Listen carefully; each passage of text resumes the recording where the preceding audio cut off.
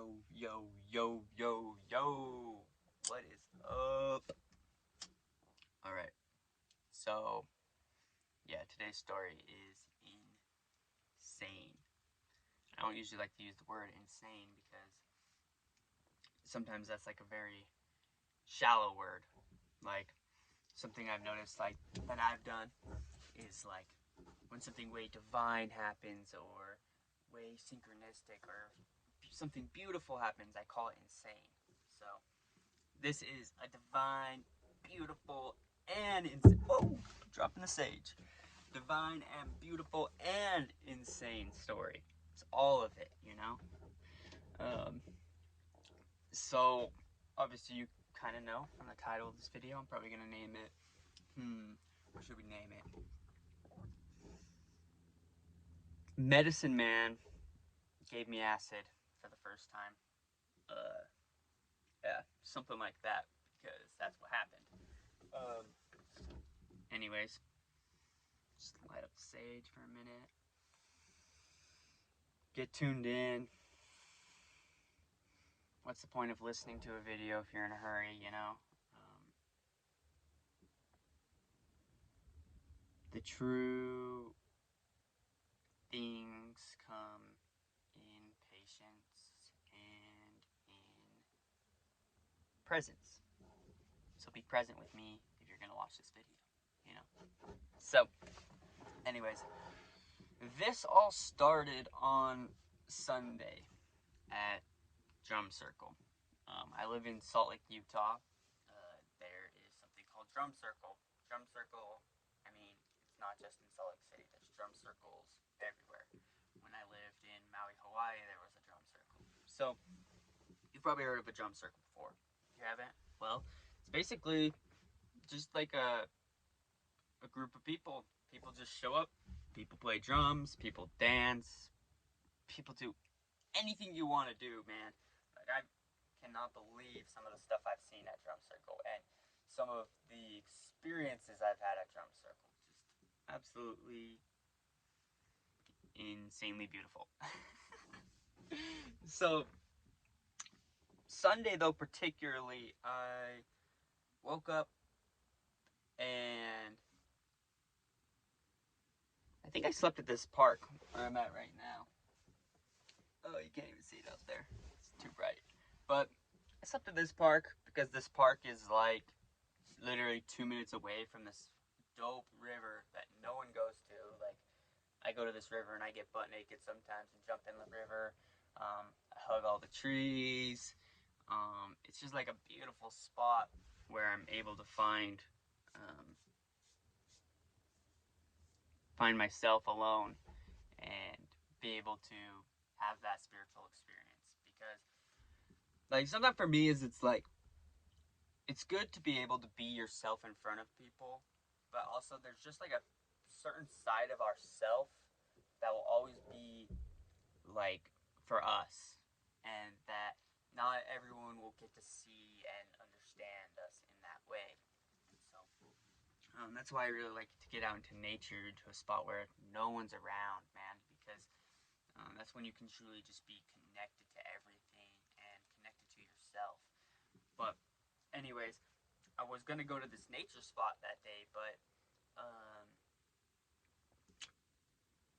it was the whole reason I slept at this park, just because I was like, I'll go there in the morning. But then when I got up in the morning, I was like, I don't even feel like going. Uh, I wasn't feeling very good in the first place, and maybe that's why I didn't want to go. Is because like naturally, like nature is a high vibrational spot, and so like when you're not in a high vibrational spot, your ego's like trying to keep you there, and so my ego probably kept me from going to that nature spot because that would have raised my vibration way too high. That would put my ego out of the picture, you know? So I ended up going, I don't know where, if I went straight to the park after that, but I think I did. I think I went straight to Liberty Park, which is where Drum Circle's at. And when I first got there, I felt resistance to go to the drum circle even. Like, and this happens a lot, that I have felt resistance to go to the drum circle just because I can be very shy sometimes, and um, and if I don't know anyone there at the drum circle, like if I look over there and I don't see anyone I know, I'm like, my my mind starts like creating problems. This is what our minds do sometimes, especially in this day and age. Our minds are so like sick and programmed. We're living in our minds, and so I was living in my mind at this point in time, and I was like, oh, I can't just go over there and act like I'm a part of the drum circle, like kind of thing. So I didn't go over there. I went over to the basketball court and started playing basketball. And I saw one dude I knew playing basketball. I actually saw two dudes I knew. They said what up, but they were kind of doing their own thing. So I just shot around for a minute. But the whole time I was shooting, I kind of just I didn't feel bad, but I felt like what I was doing was like purposeless. Like, you know what I mean? Like, I felt like I was kind of forcing myself to play basketball because that whole morning I didn't really have an intention of what I was doing. So everything was feeling forced. Like, it's just like I was just like doing everything I could to distract myself, is what it felt like. But um, so then I left the basketball court and I went to my van, and for a moment I thought about leaving and going and doing something else. Like, I felt like running again, like just again going to a new place. But then I just like got this feeling that like my soul was calling for something.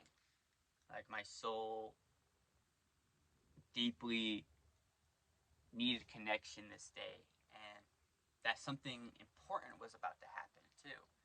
Um, I was just having that feeling, even though the whole day had felt off. That just came up, and so I decided to go over to the drum circle. I grabbed my drum, I grabbed this little blanket thing to sit on, and I was like, I'm just gonna bring my journal and my book with me, and I'm gonna go over there, and at worst, even if no one talks to me, I'll just write, and I don't care what people think of me. So I went over there and I just kind of started chilling on my blanket. I did a little bit of writing, but like within less than a couple minutes, this guy comes by, and I've gone to drum circle before and had no one talk to me after sitting there for like an hour, and so this happened within like 5 minutes. Someone came up to me, and this guy comes up to me, and he has long hair, dreads,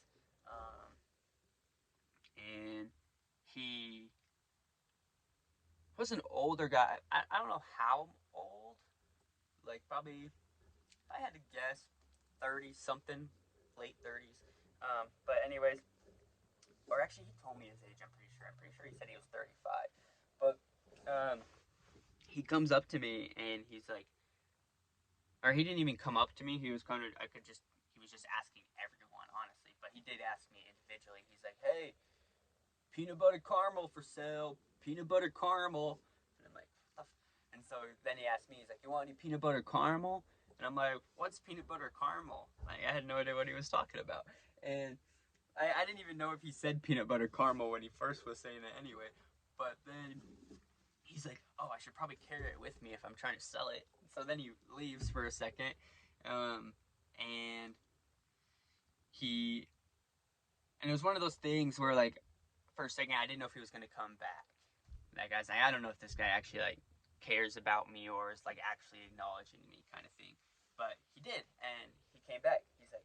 He was, like, being very, like, genuine and thoughtful. He was like, this is peanut butter caramel. He asked me if he could sit on my blanket, and I was like, yeah, of course. And so he sits down on my blanket, and he's like, so I make this myself.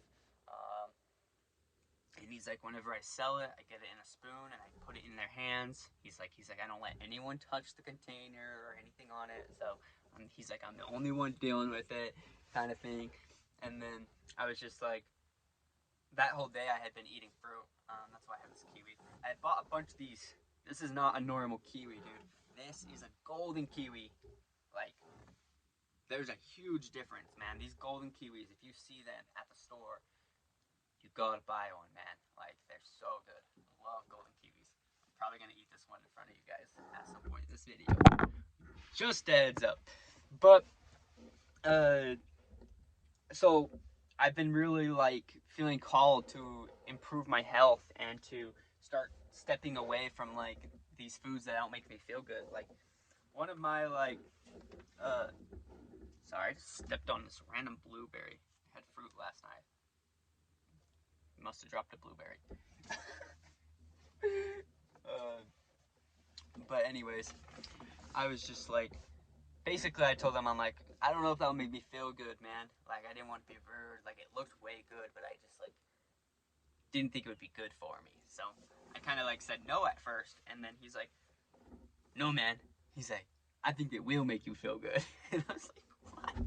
And he's like, ends up telling me that they're edibles and that they have weed in them, and that changed my mind. That was like kind of like, I haven't been smoking lately. If you saw my last video, I literally lost all my weed because I got caught with it in my van. So I haven't even been smoking, but the edible kind of sounded nice, like because I believe that's the way that we're meant to, like, eat the medicine. I think we're meant to use the marijuana in our food um, as the medicine rather than smoking it. I have nothing against smoking. I've done it literally um, within this week. I've probably smoked weed. So I'm not a hater or anything, but I believe that the most optimal way is to eat it. And so I was interested. I was like, "Oh, that's pretty cool, man." And um, somehow acid got brought up, and I kind of just told him, I was like, "Oh, yeah, I've never really done acid because um,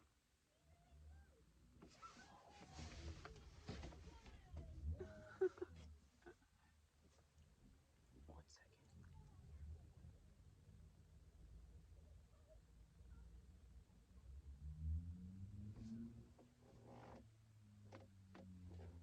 we're good."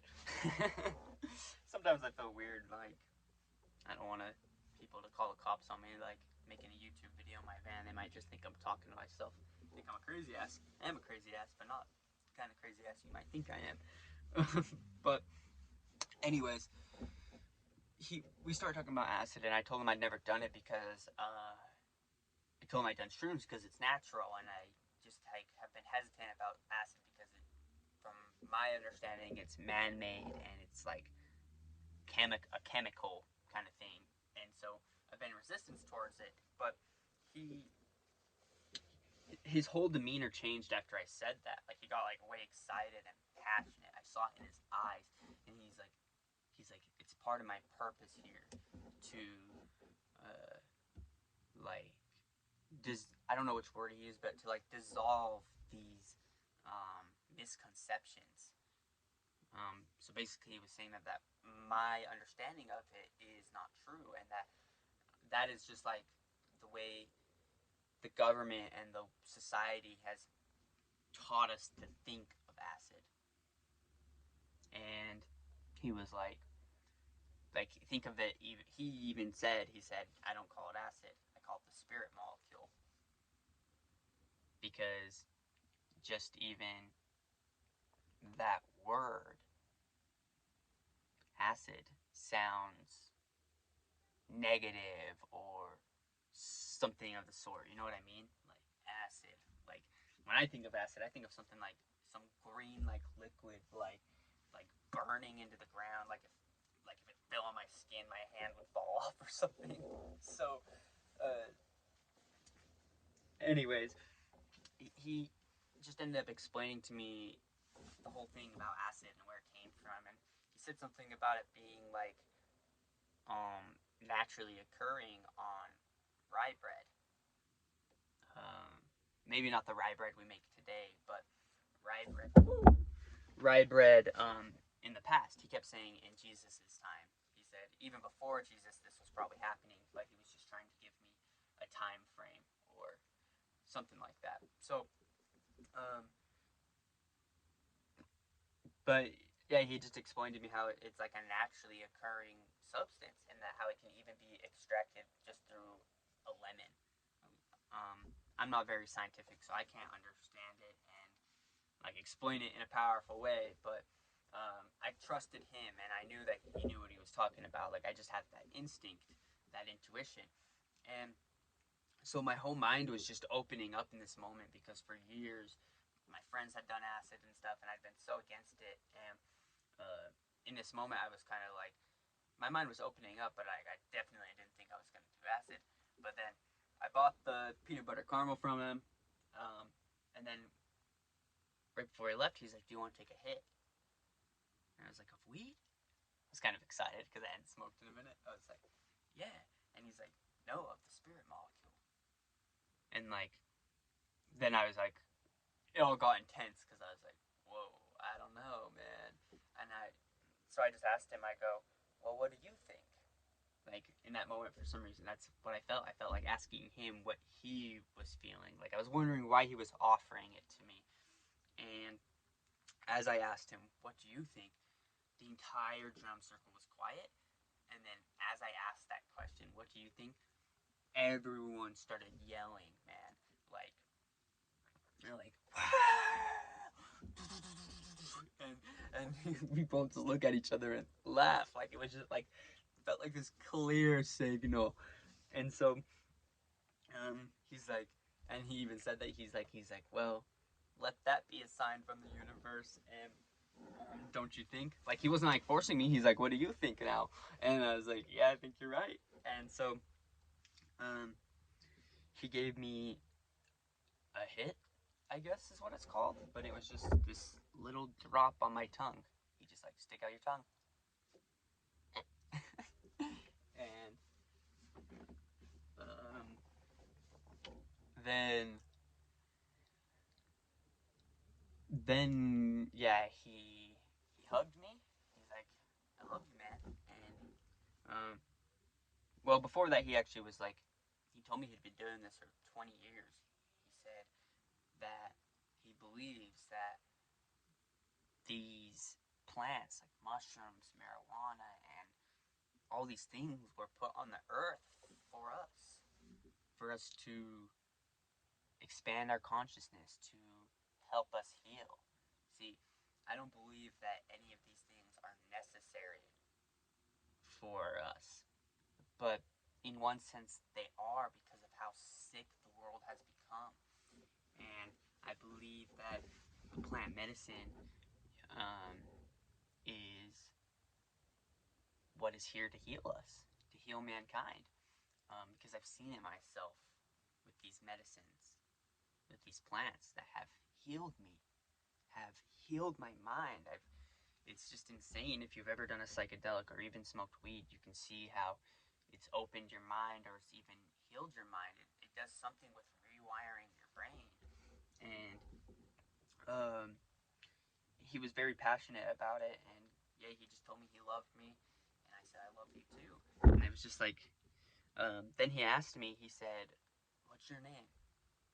And I was like, Kyler. And I could tell that he didn't even expect or want me to ask for his name back. He just wanted to know my name. And so then I was curious, though. I was like, well, what's your name? And he's like, River.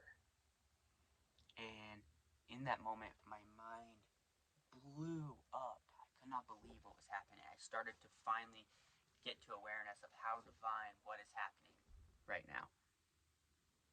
It was divine the whole time, but at first it's just like when a divine moment starts happening, you're kind of so sucked in it you don't realize it. But the reason it was so divine, well, this isn't the reason, but this is one of the reasons, and is that right as he told me his name was River, I instantly realized that I had met him before. When the whole time I was talking to him, I thought I'd never met him before. And it was just insane because I met him 3 years ago at Drum Circle. Not just at Drum Circle, though. My very first time at Drum Circle. 3 years ago is when I began my spiritual awakening. I had my spiritual awakening in March, and March/April of, I think, 2017. Yeah, because it's 2020 right now. And this was in like August of 2017. So I'd been awakening for like 3 months. I barely still even knew what awakening was and what was happening to me. But I was becoming aware of this transformation, obviously. But the reason that this was so insane is the first time I went to drum circle was the day before I moved into my old van. Not the van I currently live in. I had one before this. And when I moved into that van, I traveled. I didn't just stay in Utah. So that's why it was crazy. I went to drum circle for the first time because somebody just randomly told me one day, they're like, hey, you look like you should come to drum circle. And I was like, what the fuck's drum circle? He's like, Liberty Park, Sunday. Like, Liberty Park's this huge park, so I didn't even know where, but somehow I found it. And it was way different than it is now. Drum circle's so much bigger. But back then, yeah, there was just a few people there, and I remember going there, and I was way more shy back then. And but I saw River there. I didn't know him. I saw him, but he caught my eye back then. I remember. I'm remembering it all now. It's so crazy. But he something about him like stood out. Like, of all the people there, I was like watching him in a way, like not in a weird way, but just like he caught my eye. Like, and so I remember that I stepped out of my comfort zone because I remember I wanted to talk to him, but my ego was like fighting hard to stay comfortable and to not talk to him because I can be shy. But I broke out of that comfort and I started talking to him 3 years ago. I asked him what book he had, and we talked, and he had just gotten out of jail for something, and but I told him that I was going to travel in a van down the West Coast. And he told me that he'd done that on foot. He's like, man, I did the West Coast, man, on foot, just hitchhiking, played some frisbee golf, and I remembered that on this Sunday when he told me his name, River. It just all came back together. I was like, dude, I've met you before, and he's like, oh, really? Yeah, and I was like, you told me about frisbee golf the day before I moved in my van and left Utah. I literally left Utah the next day after I met you, and so it was just a crazy synchronicity to see this guy back in my life playing another significant moment. And so he then gave it to me, and then he left. He's just like, yeah, said he loved me, and he gave me his name on Facebook, so I could add him on Facebook. But I just sat there for a minute. Like, obviously the high doesn't just kick in right away, so while I was waiting for it, I just ate my peanut butter caramel. So I was like, I mean, why not? Peanut butter caramel. And I was not ready for what was about to happen, but I so was ready. It's like my soul prepared for this without even knowing, because earlier that day I went to the store and I bought so much fruit, like more than I ever do. Like, usually if I go to the store in the morning and I buy like an apple, I buy one thing, but I bought 10 golden kiwis because they come in 5 packs. So I bought 2 packs of them. I bought an apple and I bought an orange. All this fruit for some reason. And then while I was waiting for the trip to hit me, I was just sitting there and I was like writing, and so many people started coming and talking to me. And like I told you before, like, I mean, I've been to drum circle and had no one talk to me for hours. But like, I've been there for 30 minutes and so many people talking to me. One guy came and introduced to me, and he started asking me if I was a writer and stuff. When he came and talked to me, that's when the trip started hitting. So I was kind of like, just trying not to be weird. I was like, yeah, that's one word. And he kept asking me, he's like, are you a writer? And I was like, that's one word. And then he's like, I told him I lived in a van. And he's like, oh, you're a traveler. And I was like, I mean? Or no, he's like, are you a nomad? And I was like, well, what does that mean? He's like, it just means you like travel around. You don't have everywhere is your home is the way he described it. And I was like, yeah, that resonates. And then he left, and then another guy came up, and I had the same drum every single week when I've gone to drum circle. And this guy comes up to me, and he's like, you know Krishna? He's like, you know Krishna? And I was like, yeah, I know Krishna, but I didn't know why he was saying it to me. He's like, and then he could tell that I was kind of like not putting two and two together of why he was saying that. And he's like, because you have the Marilligum, which is a type of drum. I can't say the word, obviously. Meridingum, something like that, is the type of drum that I had. And because that is like a drum that Krishna played or something. Devotees of Krishna have it because the guy that inspired me to get that drum was a Krishna devotee. Which, if you don't know who Krishna is a one of the god incarnates of Hinduism. Um, yeah. So, anyways, I ended up talking to this guy, and this guy's just like, would you like to have a book of Krishna or something? Like, he gave me this book. I'll show you. Oh, whoa! I'm falling over.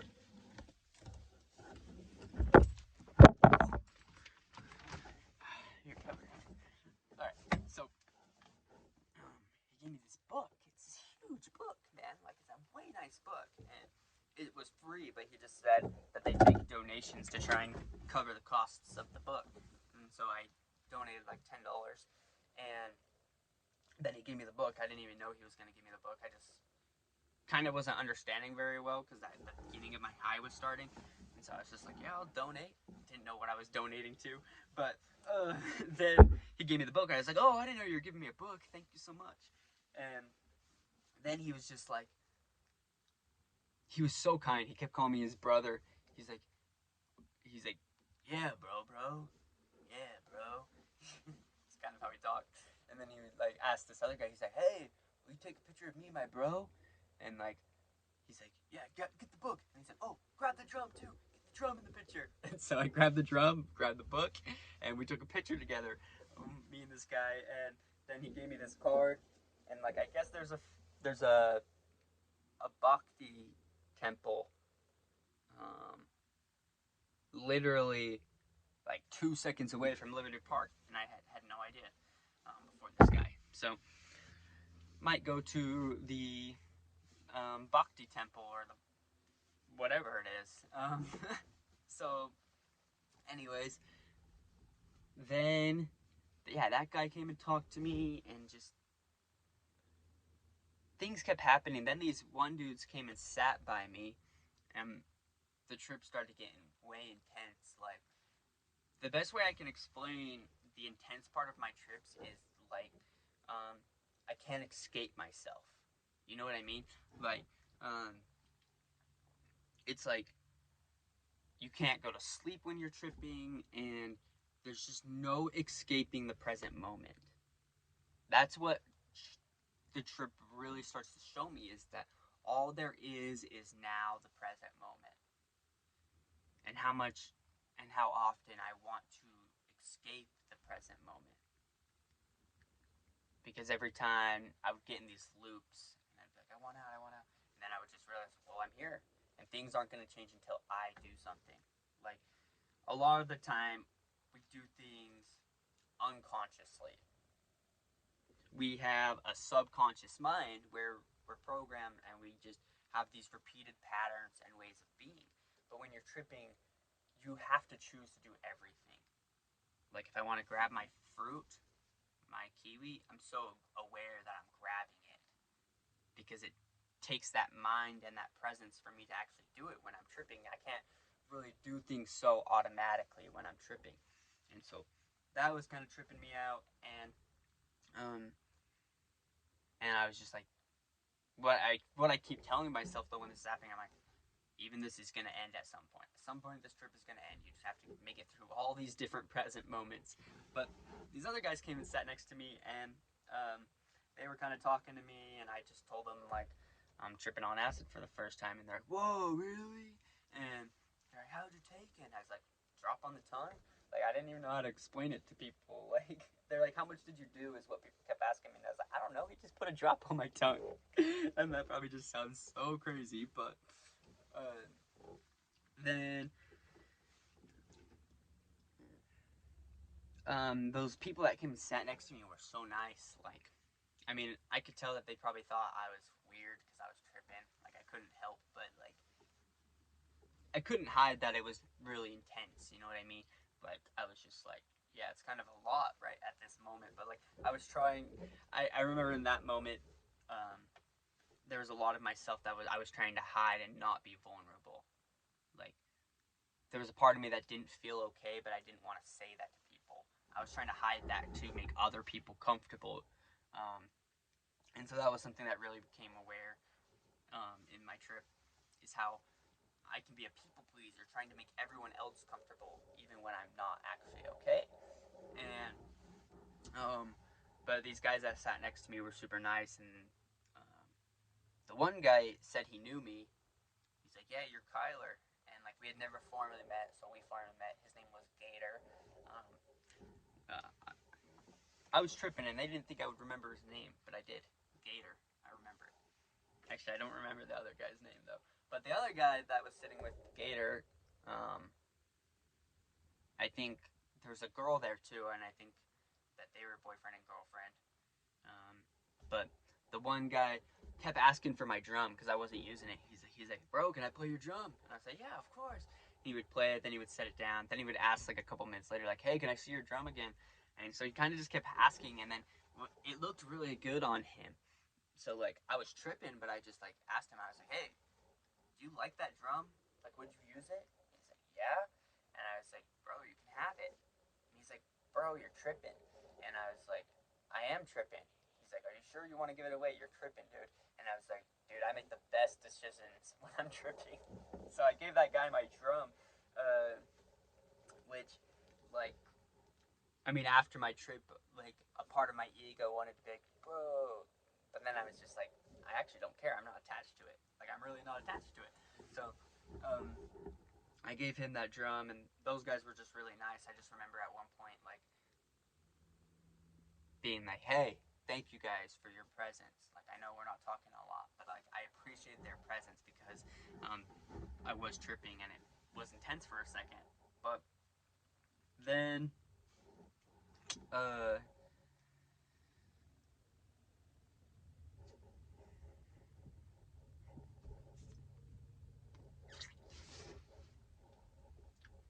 this is a long video, but this story I have to express it. Um,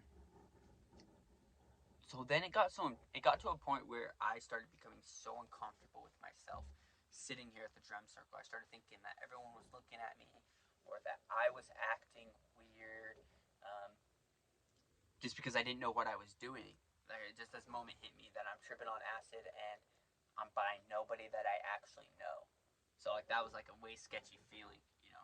Like even though everyone at drum circle like would have helped me and protected me and took care of me, um, I just didn't know anyone, and so I didn't feel good about it. And um, so I kind of gathered all my things and I went to my van. I just walked to my van and I like put up my like tarp thing and like hid in the back of my van, tripping. And I was back here and it was so intense. Like, let me show you this thing. So I have this little tarp thing to like cover my van, you know what I mean? Like just to block windows and stuff. But these chakra wheels right here, specifically this yellow one, I remember. I mean, they were all doing it, but the yellow one looked so cool.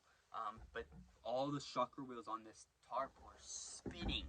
And then I started looking at everything, and everything in my van was moving, and everything was alive. I was seeing everything in its energetic form. like things were not solid, and truly nothing is actually solid in this life, but I was actually seeing it as not being solid. So it was just completely mind-blowing. And um it made me scared for a second. Actually, I was just like, um for some reason I was thinking that it was bad, that I was seeing through it all, like.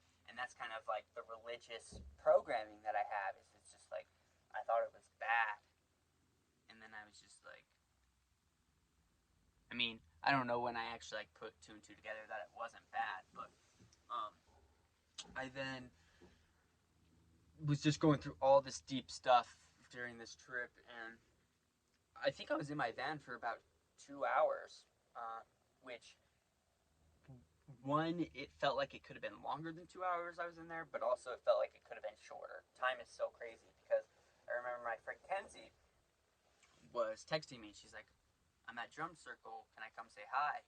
And I was like, I'm tripping. Like, I was kind of like trying to avoid it. I didn't want her to see me in this vulnerable state where I was having like a more negative part of the trip. Not negative even, because this is the expansive part of the trip. I was talking to my one friend about this, how for me there's always a part of the trip that feels like super deep and super like uncomfortable, but it's so important. It's so important for this part of the trip. It's where the learning is. It's where the expansion is. It's where I rewire my brain and begin to know myself more in this part of the trip. Um, when it was happening, I didn't want her to see me, because I was like, I feel like I'll have to act a certain way or be a certain way, and that was obviously my own judgment I put on her. But she would text me, and then I would just like not respond. Just like the phone was like a way overwhelming part of the trip. I'm just like, phone, what the fuck? Like, what is this thing? Like, man. Um, but I wouldn't look at it, and I was like, it would feel like so much time went by, and then I would look at my phone again. I'm like, oh my god, I didn't respond to that, and it had really only been 10 minutes. Like, it felt like hours, but it had really only been 10 minutes. I'm like, oh my god, I didn't respond to this, and then um,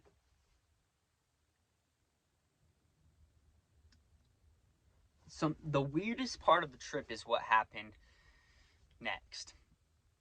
As she was trying to contact me and everything, there was part of myself that was thinking, no, I'm just gonna hide away in my van for the rest of this trip and just be alone and soak in my aloneness.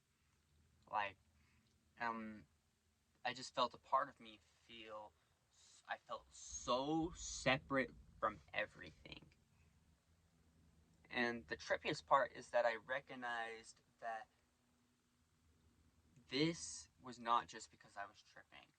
I realized that how much I have just felt separate from everyone, and how in all my moments I try to control myself and control what is happening. I saw so much of my grasp onto this world and the way I present myself that I didn't even want one of my closest friends, Kenzie, to see me while I was tripping, because I couldn't control myself. And there was a moment where I saw myself disappear. And this part's super hard to explain, but maybe I can give you some insight on it. I saw my body physically disappear, but also like mentally and spiritually, I disappeared. Because there was this moment where I was like, if I don't go and talk to Kenzie, if I don't go and connect with her or connect with anyone for the matter of it, then who am I? Do I even exist? And I just started having all these thoughts of thinking that, like, are people gonna forget about me? Am I just gonna cease to exist one day because I keep not, like, being connected to this world? I keep separating myself from everyone. So do I even exist? It was like this weird thing happening that I started to think that I was gonna completely disappear from this planet. Like, I thought I was just gonna be gone, and it was gonna be like one of those things where it's just like maybe people slightly remember me, or maybe people just completely forget about me and I never existed.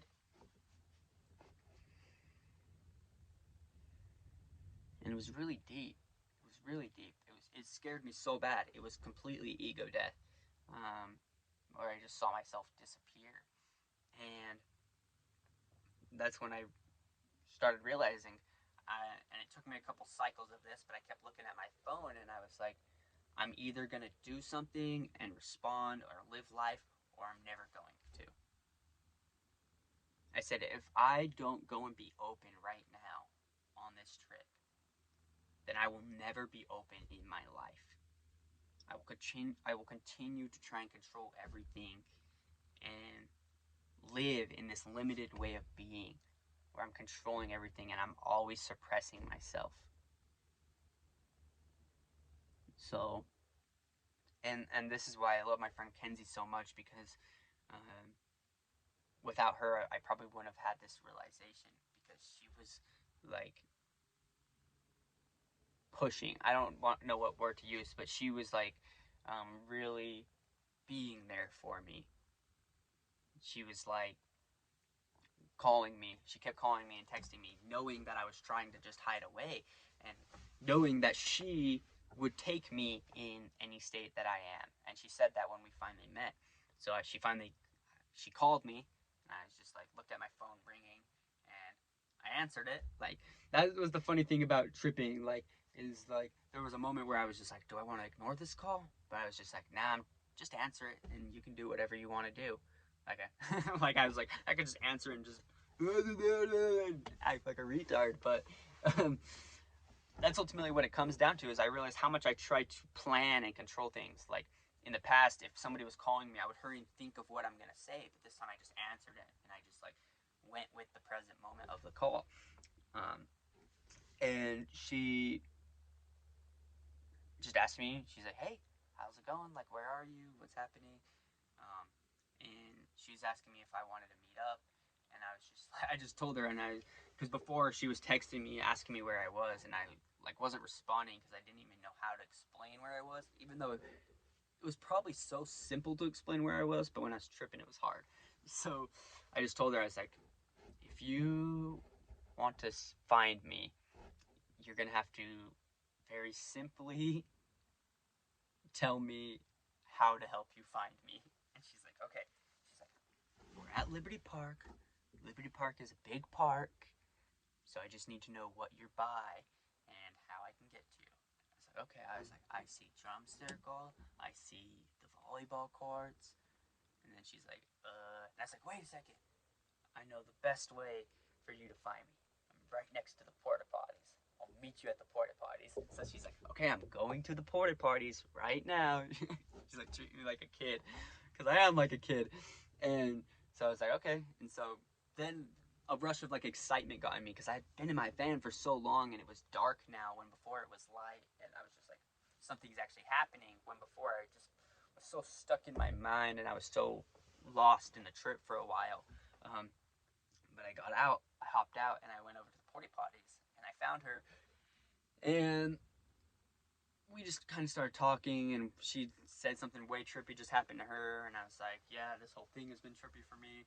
And we walked around, and I was just like walking, and I just kept saying, I don't know where I'm going. And then I just asked her, I'm like, am I doing okay? Like, I don't know where I'm walking. She's like, you're doing just fine, Kai. It's like, sweet. And we just walked over to a tree, and we talked for a second. We just talked about the trip and everything, and like she just got like way deep with me for a second, just like told me about how she loves me, and that she'll always, she's like, I don't think you understand sometimes how open of a person I am, and how I'll take you in any state that you are, like good, bad, trippy or not. And I guess I didn't realize that, like I didn't want to be vulnerable in that way. I always wanted to have like an upper hand. My ego did. My ego wanted to have an upper hand, that I was always like centered, and I was always like in control. That's what it's all about, is control. Um, and I realized that even when I'm not in control, she'll be there for me. And And when I'm not in control, things are actually even better. And that's what ended up happening is we ended up going over to the fire. There was a fire because it was nighttime now, and we danced. We met some really cool people. There's one part when I saw one guy said, "Move! I want to jump over the fire." So one guy jumps over the fire, and then everyone kind of stood there for a second, and then I just followed him, and I went and jumped over the fire, and then everybody jumped over the fire, and I remember one girl in the background said, "Yep, let yourself be free," and that just like clicked with me. I was like, yes, that's what's happening in this trip is where I'm letting myself be free. These are my people. Like in this world, we control ourselves sometimes. We limit ourselves. We suppress ourselves because of the judgments and our fear of the world. We're afraid of the judgments of people and being rejected. But these people at Drum Circle were open, and I was really recognizing that like I don't need to be afraid. I don't need to be shy. These are the people that accept me. And there are people out there who will accept us for who we are and who will understand us. And that was what was so beautiful about all of this is it was all such a heart opening for me. The guy who gave me the acid, heart opening, he hugged me and he gave me medicine. He knew he was helping me. He was an angel. And that trip was just amazing. I mean, I stayed up a little bit longer. We ended up going back to Kenzie's place and talking for a little bit. One of the funny parts, this is the funny part of the trip, I'll tell you this. There's one part, I looked at my phone and this girl, I'm a general manager at the place I work. This girl texts me, she's like, hey, I got scheduled for Saturday when I'm pretty sure I took that day off. And just reading that text, I was in such a mind fuck. I was like, I have a job? I was like, who put me in charge of anything, man? Like, I was tripping and I was like, totally forgot about everything in life. Like, I was so present. I was just like, I can't believe I have a job. Like, no way I have a job. I don't know if I'm gonna be able to make it tomorrow. And so that was pretty funny. But yeah, that is the sum of the trip. This is a long video, so if you watched this whole video, thank you for um, thank you for watching. That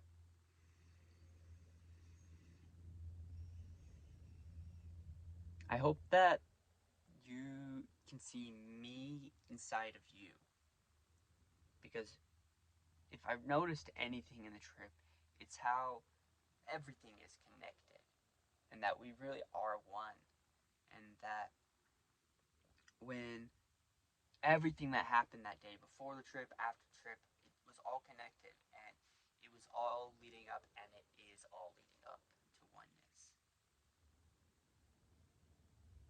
And so I hope that you can remember to let go of control in your life and instead surrender, because that is where all the magic happened, was when I began to surrender. I started to dance by the fire when I surrendered. I met the medicine man when I surrendered. I connected with my friend Kenzie when I surrendered. I found peace in the trip when I surrendered. And so I want everyone that watches this, and I just want everyone in general to live a life that is exciting and meaningful to you. And I believe that can only happen if we let go of our ego, if we let go of our control. And that is what the spirit molecule taught me. And so I'll end with that. I love you guys. Uh, just thank you. Keep going. And have a beautiful day. And don't forget your golden kiwi. Later.